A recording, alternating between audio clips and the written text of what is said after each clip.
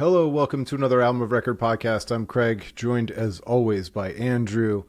Hi, Andrew. How are you? I am alive. Yeah. Well, I'm going to be even more alive. The concert calendar is starting to pick up again for me. Okay.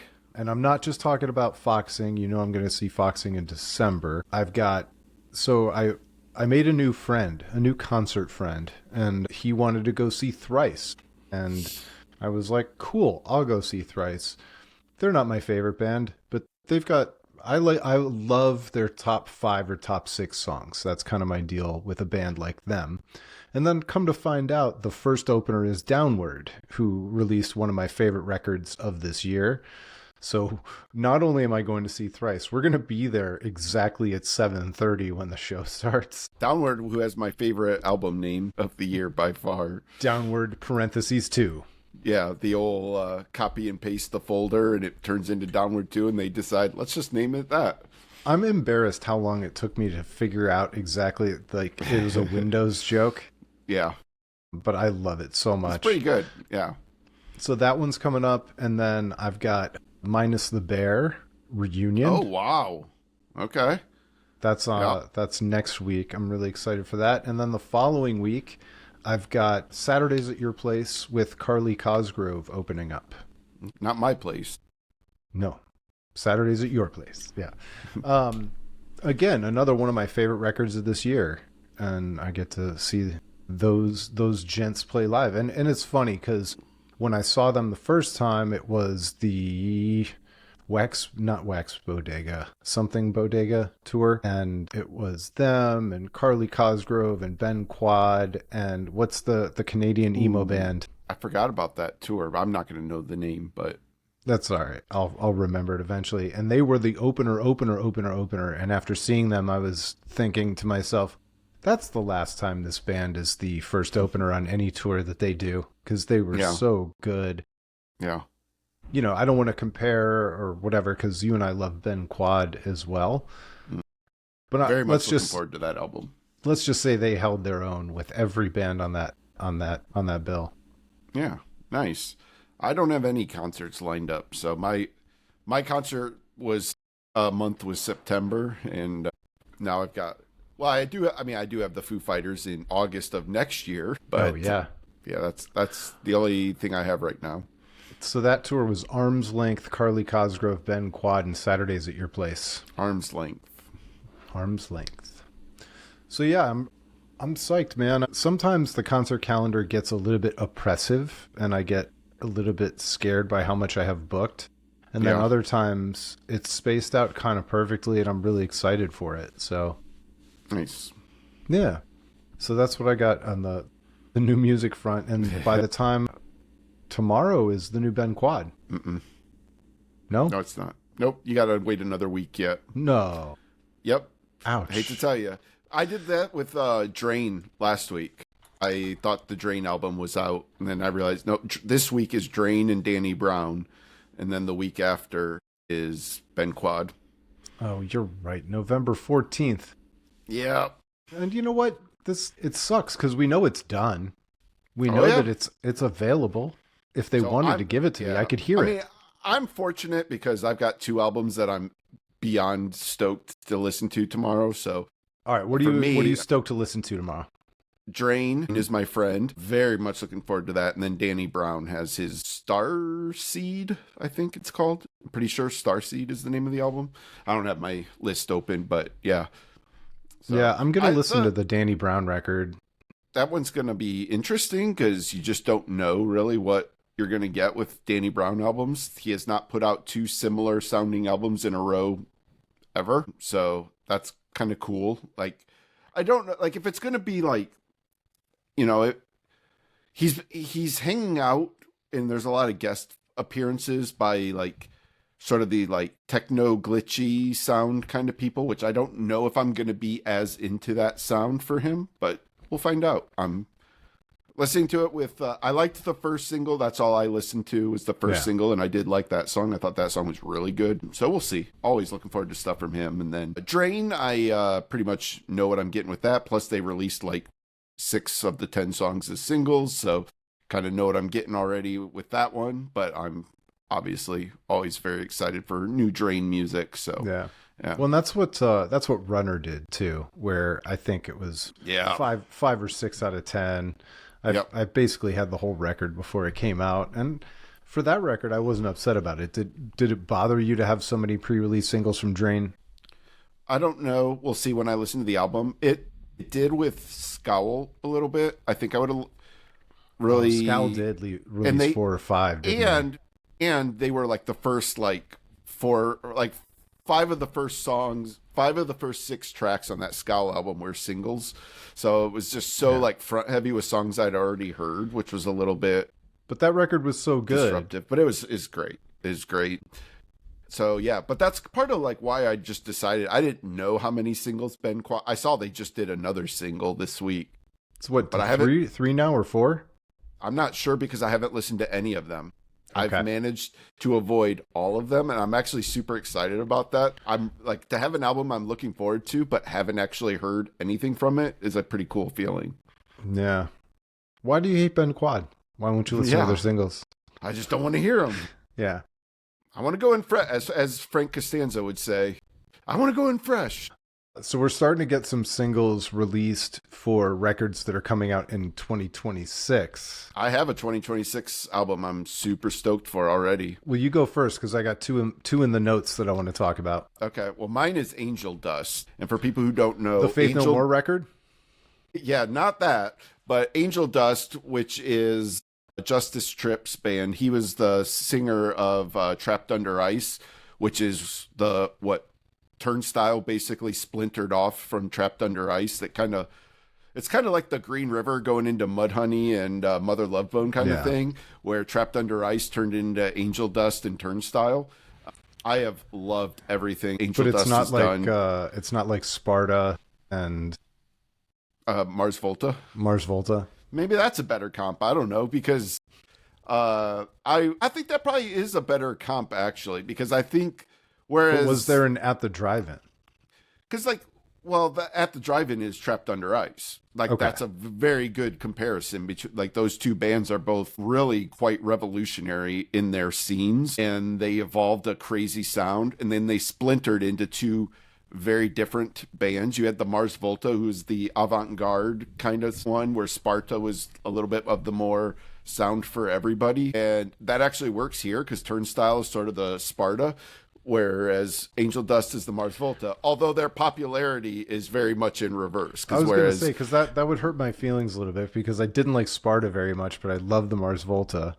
Yeah, well, I mean, I love both of them. I actually love Sparta too, but like they're in terms of their popularity and impact on culture, definitely the Turnstile would be the Mars Volta in that comparison. But just going by what they do, Angel Dust is very avant-garde, like in terms of blending hardcore with almost these like I don't know how I would describe what Angel Dust does because they're all over the place. Like they can be as heavy as ever, but they can also write these like lighthearted, almost like wistful, acoustic laden things that they can do with some little bits almost of pop, almost not, but without sounding like pop. They're very hard to describe. And I don't know though, like this might be a pure hardcore album from Angel Dust too, because the recent stuff that Justice has been putting out with Angel Dust has been very heavy and aggressive. We'll see, but yeah, I'm very excited for that. I don't remember if I think that's a February release for the Angel Dust record. So yeah, looking forward to that. What do you got? Well, the first single for the new Rat Boys record is out. Oh yeah, I didn't get a chance to listen to this yet. So, and I think Rat Boys is not exactly 100% Andrew's wheelhouse, but I think you introduced me to it anyway. I did. I think you sent it my way.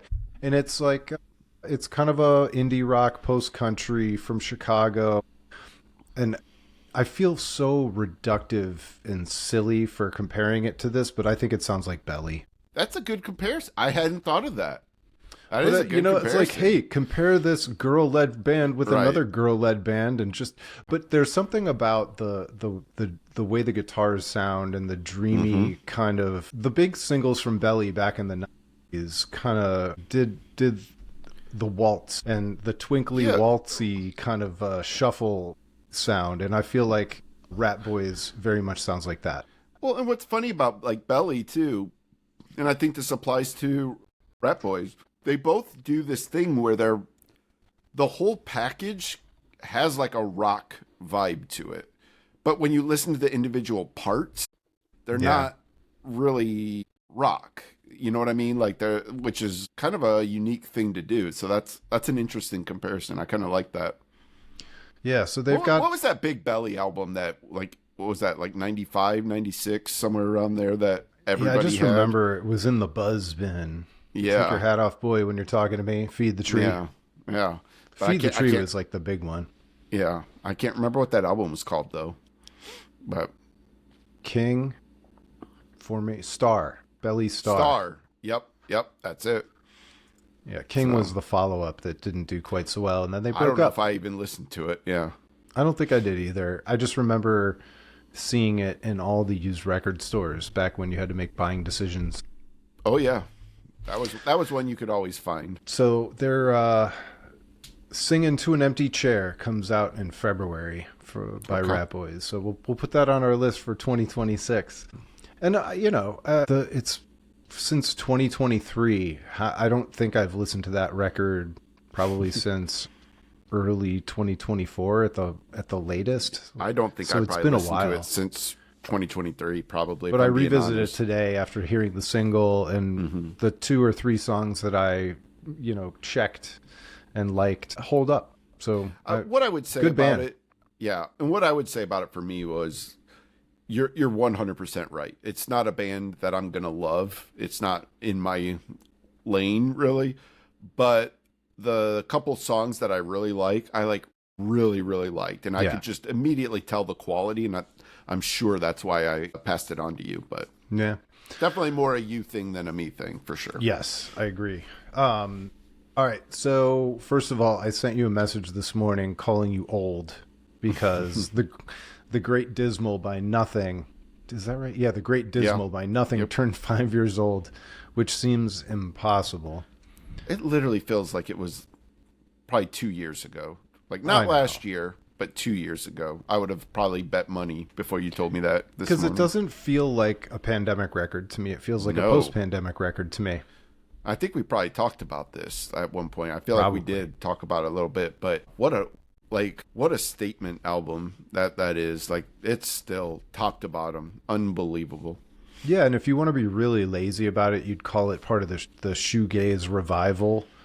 But it's more than that. It defies that simple. It's not just run of the mill paint by number shoegaze. It's shoegaze in the way Greet Death is shoegaze. That's a good point. Yeah.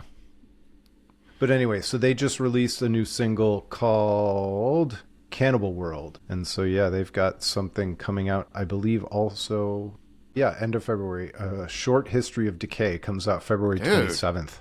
We're going to have some stuff to listen to in February already next year. Usually we're like, come on, we need March or April so we can start getting some good albums to come out. But February... Why are we waiting till tax season for good records to come out? 2026 is... coming out swinging. I like it.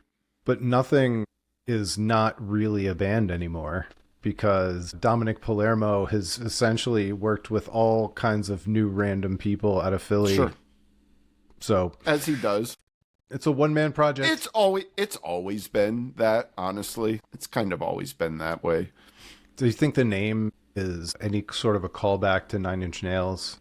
And the Nothing stuff, and that's why it's just a one-man band, and he mixes up the members all the time.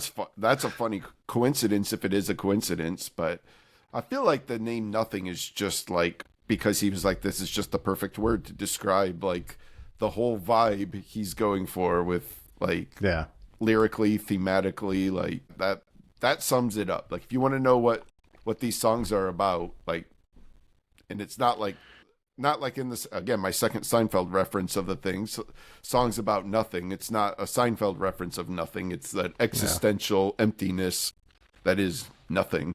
Well, and when you're following up a record called The Great Dismal with a record called A Short History of Decay, that kind of tells the tale. You're not going to surprise anybody with your punchy numbers. But look, this has another Nine Inch Nails tie-in too, Ripe and Decay. Yeah, So that's true. All right, a story that is just gonna piss us off royally. yeah, And yeah. so you and I are not big fans of the 1975. I've liked a couple of their records in part, and I think some of their songs are unbelievable. There's some good material there. It's not my favorite band, and I find the aura and the sensibility of the Matty Healy and all the stuff around that band to be just obnoxious and horrible. Yeah. And it's not getting any better. Matty Healy and the band, or maybe just Matty Healy, decided to delete a song off of streaming from a record that was already out. Let me just read from the I think Pitchfork it's been article out here. for a couple of years, hasn't it? 2022. So, fans of the 1975 were left puzzled this week by the disappearance from streaming services of, quote, Human 2. That's the song. An album track from 2022's Being Funny in a Foreign Language. Now, they call him Matthew Healy. I thought it was Matty, but has taken to Reddit to explain its absence. Human 2 was removed from the album, so the album is more how I want it to be, he wrote. That clears that up then. The remaining records are safe, Healy added, because he is pretty happy with them, quote unquote, with one exception. What should I say from notes on a conditional form? So that may also be removed. Who knows? He concluded. I love that he's backstepping already within the same statement. Everything else is safe. I mean, I guess I'm pretty happy. Well, now that I think about it, well, there's one other song but after that, it'll be like, give me a break. So, and this is, I mean, obviously he can't change any of the physical media, but this is one of those things about streaming. And we've seen Kanye actually edit songs and upload new versions. This is not the first time this has happened, but you and I have zero tolerance for it. I'm trying to decide in my head if I find this more egregious than what Zach Bryan did or less, where Zach Bryan re-recorded like Memphis the Blues it was originally with John Moreland, who then called Zach Bryan a piece of shit, basically, on Twitter. And so Zach took the song down and re-recorded it with somebody else to do John Moreland's part, somebody who wasn't going to do as good of a job and didn't, and made a worse song and then put it back up onto his last album and the Great American Bar Scene. And like, I really hated it at the time when he did it.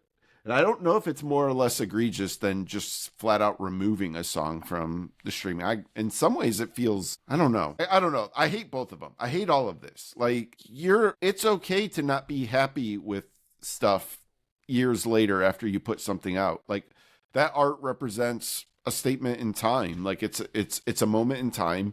It was created for a reason, and it exists in that form for a reason. And when you start changing it, it takes away any meaning to it. And I don't want albums to become this nebulous thing that can just be changed years later. I just, imagine if you're somebody who that's one of your favorite songs on and it means something like hugely important to you, and now it's just gone, wiped from existence. And it's a very alarming trend to me, and I don't want to see more artists doing this, and I don't feel like there's enough backlash for them doing this. Well, and that's why I'm scared they're going to keep doing it. This is also where I feel like we can bet on the big bad business guys to be like, no, that thing has, as your worst song or the song you like the least on this record, it still has 7 million streams because you're the 1975. You can't your contract does not allow you to take that money out of our pockets. Yeah. I mean, but apparently that's not happening. So I guess he's allowed. Yeah. I mean, because we're talking about a band with almost 18 million monthly listeners on Spotify. Yeah. And like, I wonder if this has all been a little bit of a side effect of what Taylor Swift did, if that sort of opened the eyes to people of what you could do when it comes to re-recording things and changing things up after the fact. And by the way, the lowest stream count song on that record that's still up there is 26 million streams. I cannot believe how popular that band is.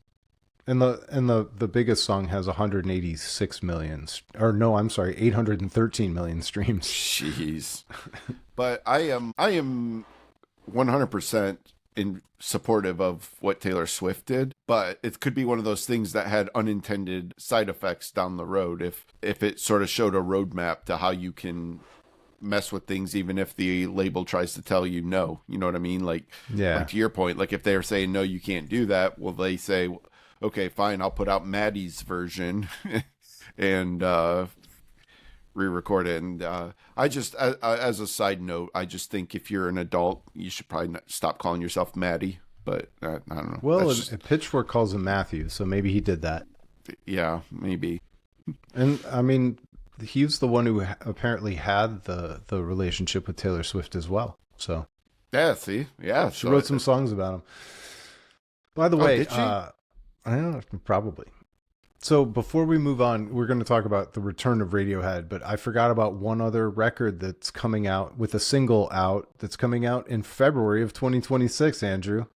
I don't know. Silver Sun Pickups have a new record out coming out February 6th No called kidding. Tenterhooks, and they just released the first single called The Wreckage. I might actually listen to that one to see where they're at. Let's see if I it's a have not- return to form. Yes, because I have not cared about a new Silver Sun album in quite a while. And it I would still be love them, but you're right. I haven't cared about a new record in a it while. would be really cool to have one to be excited about and a Mm-hmm. reason to like be enthusiastic about seeing them live again, because we've talked about this before too. Silver Sun is an all-time like top 5 greatest live band. Like they are Oh, yeah.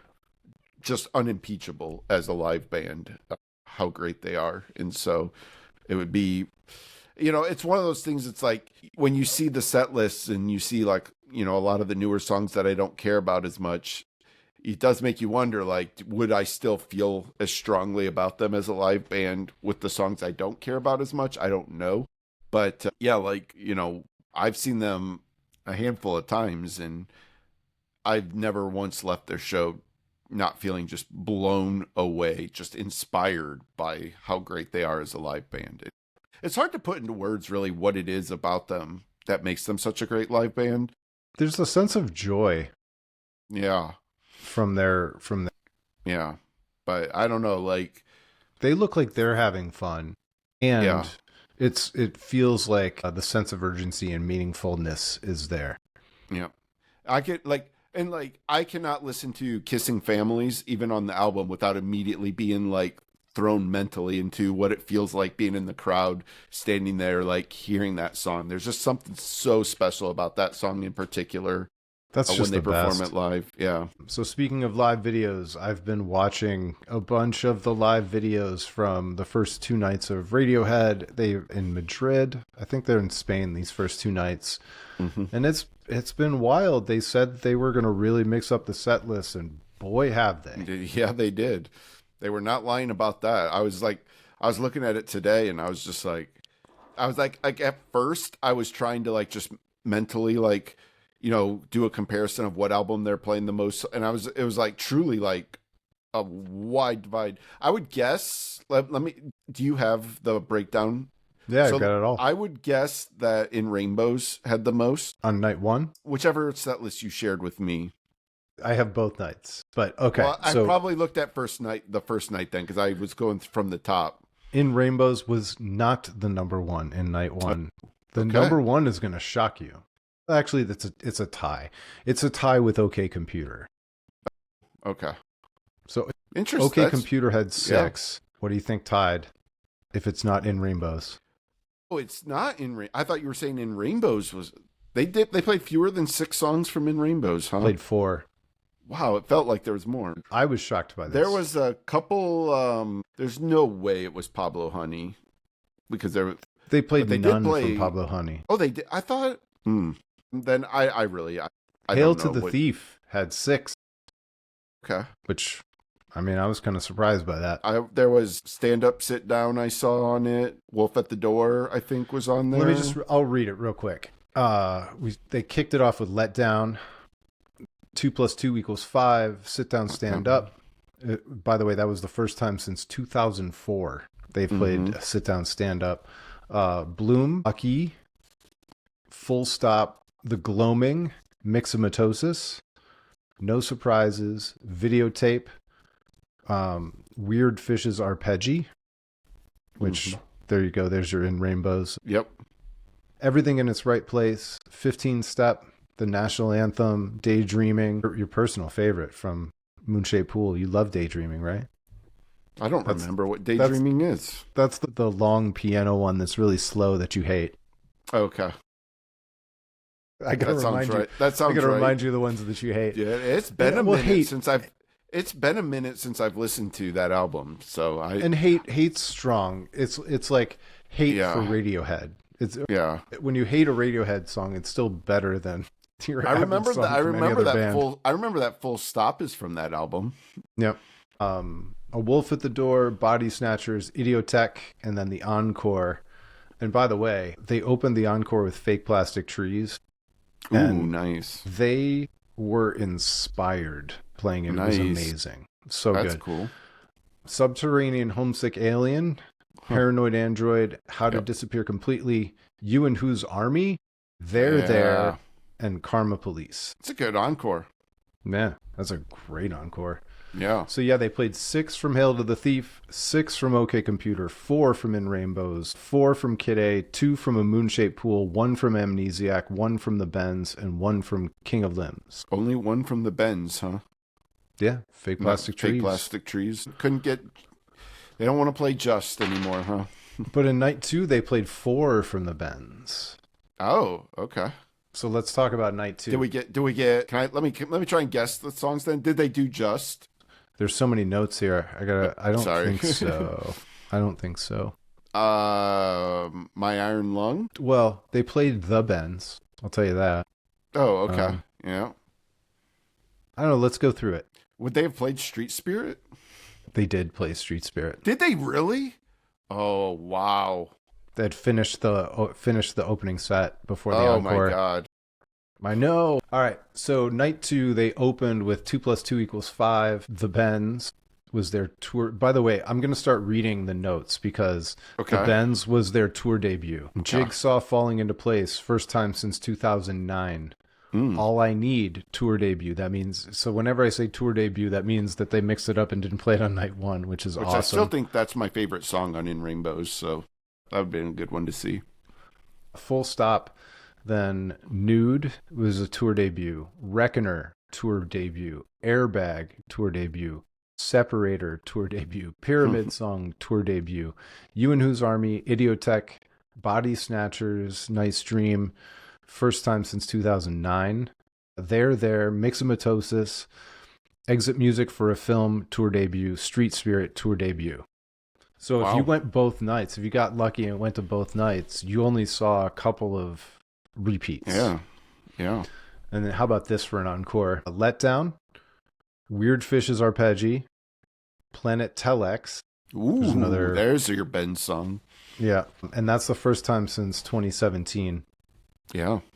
And by the way, somebody took a picture of the set list and Just was listed as an alternative in case they wanted to play that instead. Okay. Present Tense, tour debut. The Daily Mail, tour debut. Optimistic was listed as an alternative for that one. What is Daily Mail? The Daily Mail. I'm trying to remember which record that was on. Is that a King of Limbs song? Let's see. Yep, the King of Limbs. That explains it because I never, ever listened to that album. I certainly listened to it. It's the closest I would come to saying that I dislike a Radiohead album. The closest for me is King of Limbs. So I never listened closely enough to memorize all the track names. That's for sure. Yeah. And it took me a long time to get there within Rainbows. We've talked about that one before, too. Yep. Then Paranoid Android, and then Everything in Its Right Place to finish the night. Okay. Yeah. That's a similar encore to what I saw when I saw Radiohead, because they did that too. Paranoid and Everything in Its Right Place, which is such an awesome way to end a show. So night 2, they played 6 from In Rainbows, 4 from OK Computer, 4 from The Bends, 3 from Hail to the Thief. I would expect 3 from Hail to the Thief most of the time. I was surprised it was so high on the first one.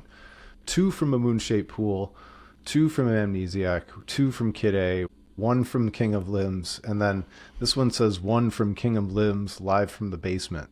So I don't know which one Okay. is like a special Yeah. track from their live album. Yep. Interesting.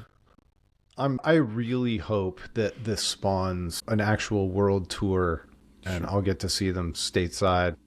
Can we get a co-headlining Radiohead Oasis tour? The two British bands that we thought would never see again. There's no venue big enough. You'd Yeah, have to man, do that'd 4 be- nights in every town. And there's not. Let's be honest. There's not probably a ton of overlap in their fans in the U.S. In the UK, No, yes. and In the both U.S., of them, probably both not. of them would be like, "Why do I have to play with them?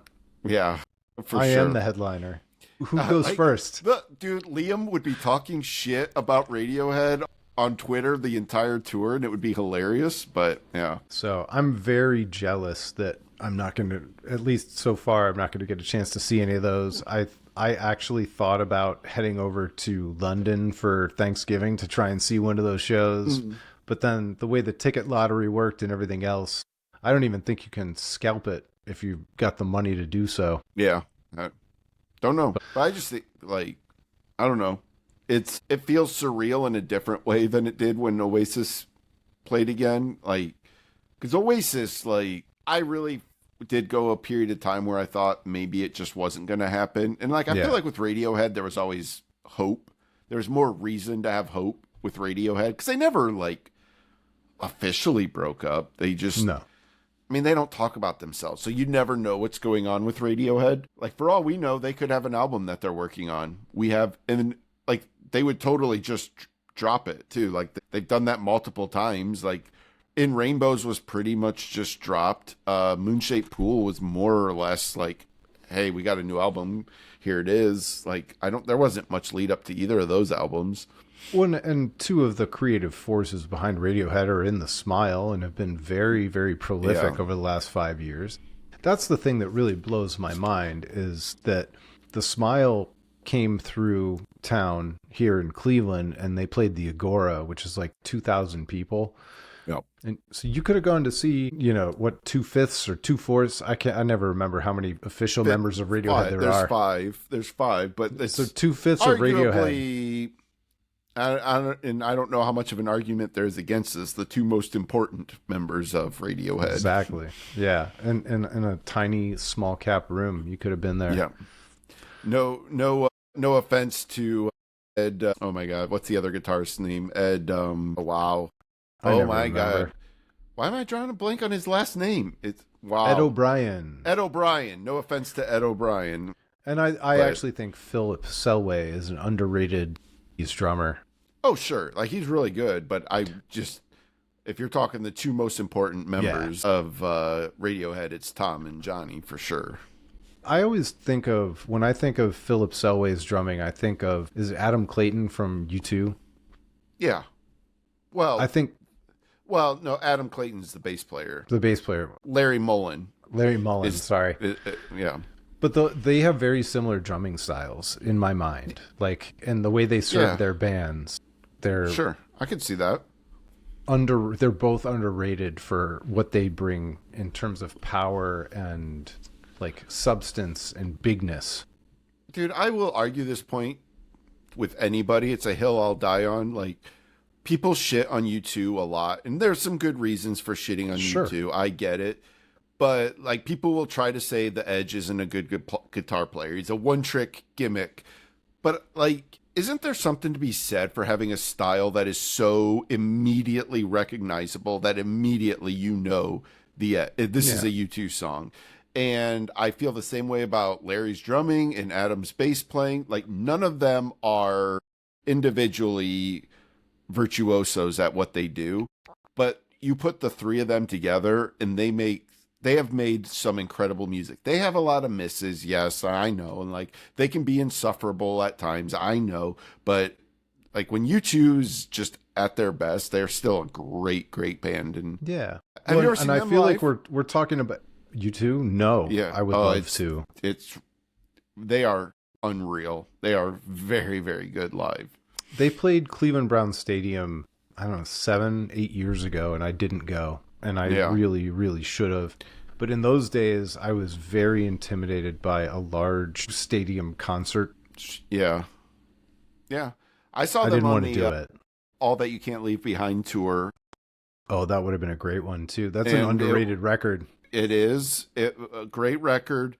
And that was the first, I think it was the first, maybe not the first. I kind of think it might have been the first time they did the tour with the stage with the walkable circle that Bono would go walking out on and Edge would go walking out on. But I saw that at Nationwide Arena here in Columbus. That was an arena tour, and it was so good. Truly a great concert experience for me. Well, I think, and it feels like we're locking in on British arena rock bands, and Radiohead's the one with the critical acclaim, although U2 certainly had the critical acclaim before they got old. They stuck around too long.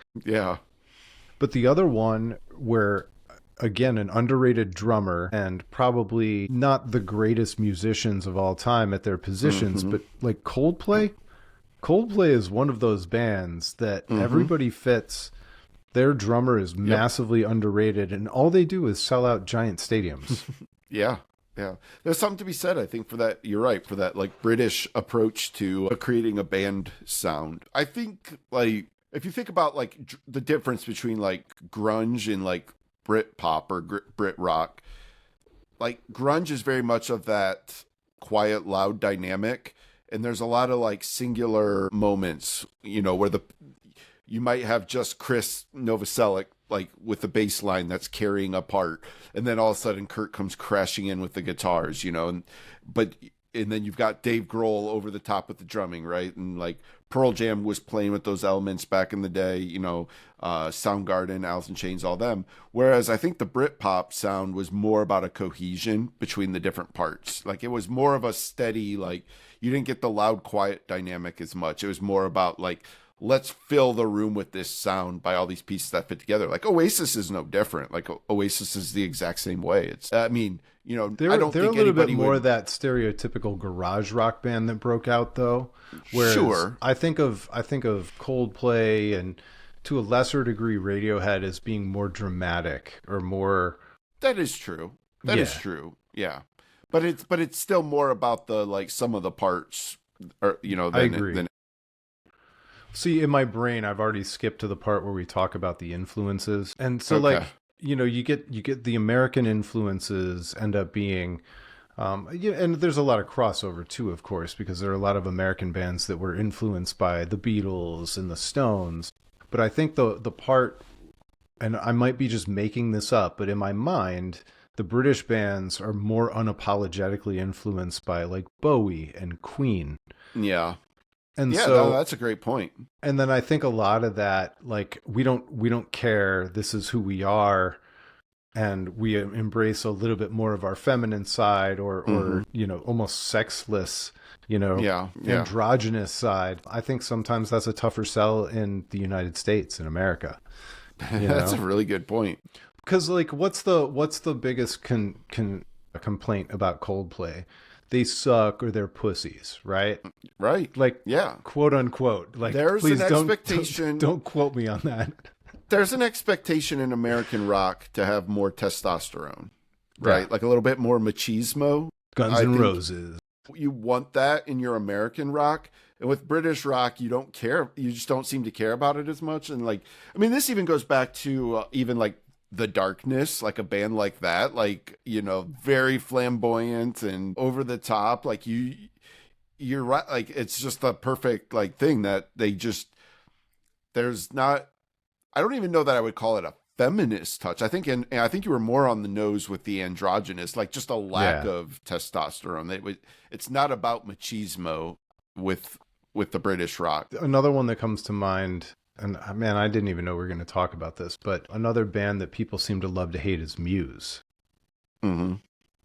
And you want to talk about just a super accomplished, unbelievably well-written band that kind of does their own thing, carved out their own lane, so to speak. I think a few weeks back, maybe a few months back, we also talked about Biffy Clyro. They didn't really make the jump. Right. But they're kind of in that same vein as Muse, and Muse almost didn't make the jump. Muse didn't make the jump until their second or third record. There was when they did make the jump, and I started getting into them. There's probably like a 1 or 2 year period which Muse was damn near the most important band to me. Like I remember going back and like rediscovering those first couple albums too, and I fell in love with that band. And I listened, like it was like almost like they were the only thing I would listen to for those couple years, and I probably like overdid it, and so I Yeah. just sort of got tired of them.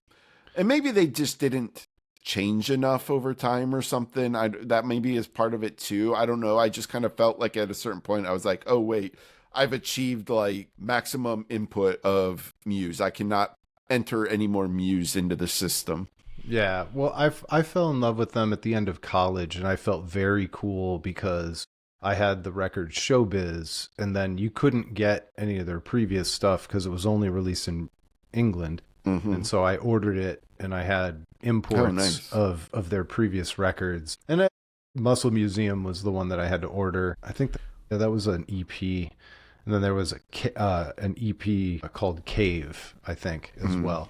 Anyway, What was the album that broke through? it was I can't remember what that was called anymore. Origin of Symmetry. Okay, yeah. That was And a then big one. that was the one that like first cracked the door, but they had like the big one after that, didn't they? Wasn't there? Yeah. It was, well, Absolution. Yeah, that's the Absolution one. was a big one. Yep. But they haven't had a proper new record in a long time.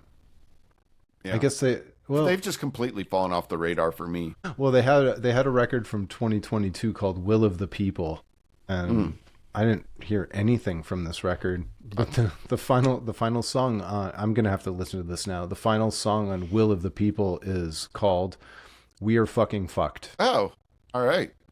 I mean, not wrong. So now I want to know what that song sounds like. Yeah. So I have to find out. You know that we always say you got to end an album on a bang. That's right. Well, this is one of our shorter episodes, but is there anything else we need to talk about for the good of the order? Should we tease everybody what record you want to talk about so they can start re-listening to it and prepare themselves? Yeah, I really, really wanted to do an episode before the end of the year on Rancid's and Out Come the Wolves. This is the 30-year anniversary of that album, which feels insane to say, but Yeah. to the point at which like I keep doing the math in my head every time I say it. I'm like, wait, 95, so 05, 15, 20, yeah, holy shit. Yep, 30 years. It's just this is I know, and it's funny cuz like I really appreciate Craig agreeing to do this because I know it's not going to be his favorite album in the world, but it just means so much to me. It's one of the most important and influential albums of my life. It changed the way I listen to music forever. Like this is an absolute before and after album for me. The way I listened to music before this album was completely different once I had heard this album, and it changed the type of music I wanted to listen to. It sort of like gave me a hunger for punk in a way that I don't think I quite had before it. And so I'm just very excited to talk about what this album means to me. Well, and let's talk about how big of an ask it is, because you're talking about a record that I never listened to in '95, and then, other than the radio singles, of course, which were Surely all over heard the Ruby place. Soho and Time Bomb, I'm sure. Oh, for sure. Anything that was on the radio or MTV, I heard plenty of because it was all over the place. But this is 19 tracks.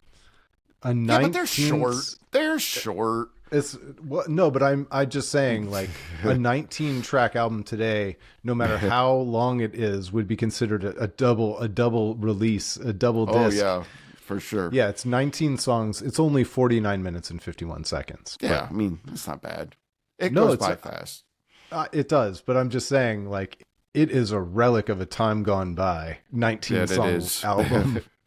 That it When is. other Yep. than Taylor Swift in the Tortured Poets department, when was the last Yeah. time somebody released that many songs all at once? Zach Bryan. It's a year of Zach Bryan. Yeah, right, exactly. That for sure. way- yeah, go ahead. No, go ahead. No, I was just gonna say. I think Zach Bryan's first album had like 30 songs on it. So By the way, he's got a new record coming out he does. early next year. He does. Yeah. I don't know if I'm sort of becoming a little bit out on him. At some him point, you're going to have to be finished with him because he's too prolific. He's too much of a distraction. He's too embarrassing. And like the music has been great, but it's not going anywhere. It's not going anywhere new. I don't know. I don't think. Like, he could prove I me don't wrong. know, man. Like I feel like the Great American Bar Scene had some like absolute departures on it. Oh, it did. But I think that's the peak. I don't think he's got any place else to go. Which is possible. Yeah, that's very possible. But I don't want to be out on him, but I don't know.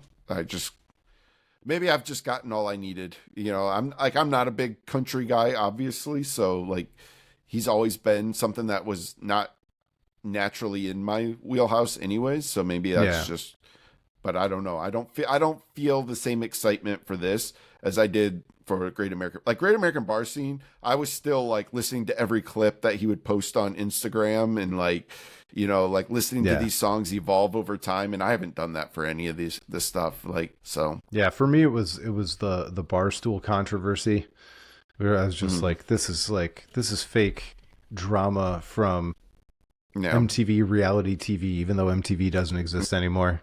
Yeah. Yeah. So. No, there's all of that. There's the, you know, him posting a song critical of ICE and then getting backlash and immediately like trying to walk it back. And that was, to me, was a moment where it's like, you know, like, either do it or don't, man. Either do it or don't. Like, if you're not willing to, you know, if you put out a country song critical of ICE, you know you're going to get some people upset at you. So don't do it if you're not willing to take that heat. Like, just don't do it. Like, then you don't have to walk it back. What's the worst that's going to happen? Only 104,000 instead of 105,000 are going to show up at Michigan Stadium when you play the big house. Never talked about that, by the way. I don't think we talked about that on this episode since we've got a couple minutes here yet. Yeah. The fact that he sold out the big house at, I think, was at 108,000. I think the largest. I just know it's like 105 and whatever they can fit in on the field when Zach Bryan plays. The largest show ever. Nobody has ever sold more tickets to one individual artist show than Zach Bryan. Yeah, in America. But that's unbelievable. Like, it just goes to show you, like, when we first started talking about him, he was still sort of this enigma, like up and coming thing that was like exploding in real time. Like, he had become pretty popular at that point, but he had not even come near where he's at now yet. And it's really something to see him become this huge phenomenon, but you just wonder, like, at a certain point, do you lose something when you become that big that fast? Yeah. Well, I mean, and I remember everything featuring Casey Musgraves has over 1.2 billion streams, and Something in the Orange has over 1.4 billion streams. It's just unfathomable. I remember like reading interviews when Jeff Ament would talk about like the fact that Versus sold almost 1 million copies in its first week. And he would talk about, he was always like, that freaked me out. I couldn't like conceptualize that number. Well, I cannot conceptualize 1.8 billion streams of a song. Like, I think it's like a lot of people don't realize how big of a number 1 billion really is. And to get to 1.8 billion streams of one song is just mind-blowing. Well, yeah, and I mean, obviously Taylor Swift re-recorded all her different songs, but none of her top 5 has over 1 billion right now. So yeah. I mean, he is an unbelievable cultural phenomenon that, like, he's somehow bigger than I think a lot of people even realize. Yeah. Yeah. Well, I mean, if you were to, usually you would think about an artist that size in the old school days, just they'd be on the cover of Time magazine. There'd be a segment on 60 Minutes about them so that everybody of all ages would know of him. But she's just so late night shows, Saturday Night Live. And like, there is no monoculture. He's like weirdly under the radar for a guy who can sell out the big house. Yeah. Yeah, that's crazy. Oh man, he's almost as big as Taylor Swift, and nobody really knows it. Nobody knows it. Yeah. It's all right. Well, and then you and I will have to find a time to catalog the year that was. When do we cut it off? When are we done? Well, we got to get through. We got to get through Ben Quad yet. That might be the last one. I think as of right now, I think that's the last thing I have on my list. And I'm going to keep lobbying you. So after our cutoff, we need to push everything that's released after our cutoff into 2026. And you need to add it to the list. I think I have, I never do live albums, but the Brutus live album is still yet to come, but I don't count live albums. So, yeah, I think Ben Quad might be the last one because I doubt nothing is announced, and I can't imagine somebody announcing anything and putting it out yet this year. All right, so get your lists ready, everybody. Get your top 10 of 2025. We're going to go deeper than 10 records. I'm really excited for the concept we put together to talk about all the records we listened to this year. Some of you might remember when we ranked every band ever, and we put them on a big tiered list. We're going to do the same thing for a whole bunch of 2025 records, and I don't think we're going to talk about anything that we're going to want to trash. So even stuff that's on the lowest tier will still be A-okay, positive, thumbs up. Absolutely. So no haterade in this. I never this do. Year's... Never do. I never. Yeah. My lists are always things that impacted me positively in some way. So well, we thank you guys for listening. We thank you for checking us out at thealbumofrecord.com on YouTube. We've noticed that the streaming numbers on the traditional podcast apps are going really, really well. So we thank all the people who are just listening and not looking at our dumb faces. Yeah, they're the smart ones. Yeah. So we'll talk to you next time. It's been the Album of Record podcast.